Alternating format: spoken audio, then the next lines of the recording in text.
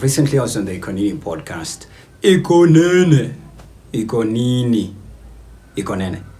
Right. So yeah, I was on the podcast with Mwafreeka and Ian, and we delved into a lot of issues ranging from, my dad's abduction. My dad was the former acting managing director of the Sugar Company, who was abducted and tortured, and he later on succumbed to the wounds that were inflicted on him in March 2019, but he was abducted just in the beginning of 2019, towards the end of 2018.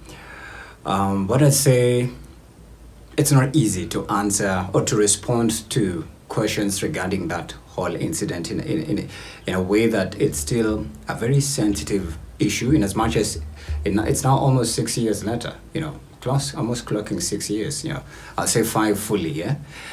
So it wasn't easy on my mental health, I'd say, but I went to the podcast because the Nini podcast is a good platform, and glad that this is some of the people in my space. And of course, I am a public figure. A lot of people know me from campus radio to the stations I've been at, and even now my personal platform.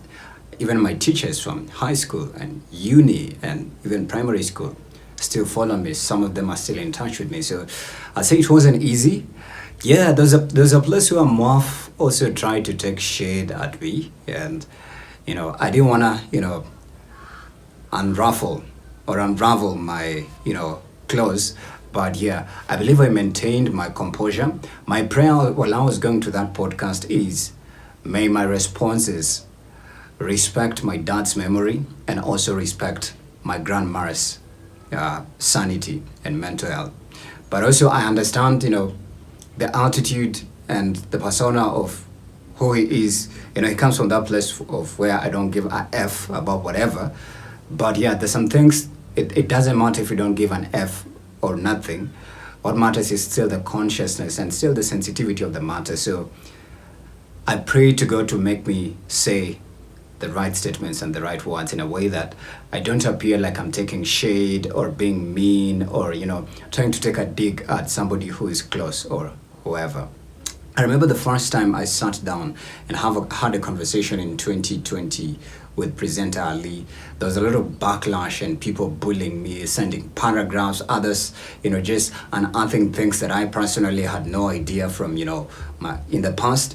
But a person like me who has been through a lot of trauma and growing up without my biological mother, by the way, which was also part of the conversation, Marv dug into the details of how did it happen that I met my biological mom and those other details, which I was a little bit uncomfortable to delve into the exact transitions and the tidbits of the story. But I personally do believe that I respected myself and the sentiments shared in that conversation.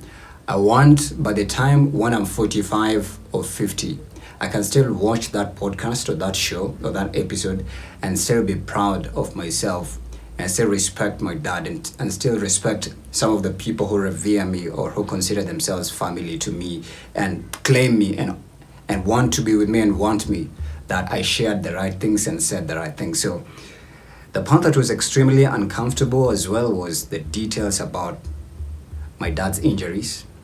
It took me to a place mentally as well, a place that I'm still recovering, as well as details about reconnecting with my biological mom. And I want us to just listen to just a little bit of that, and then we're gonna finish up. Company. But the conversation was she handed me something. She handed me photos. I think it was one photo. And also ilikuwa katikati ya Bible.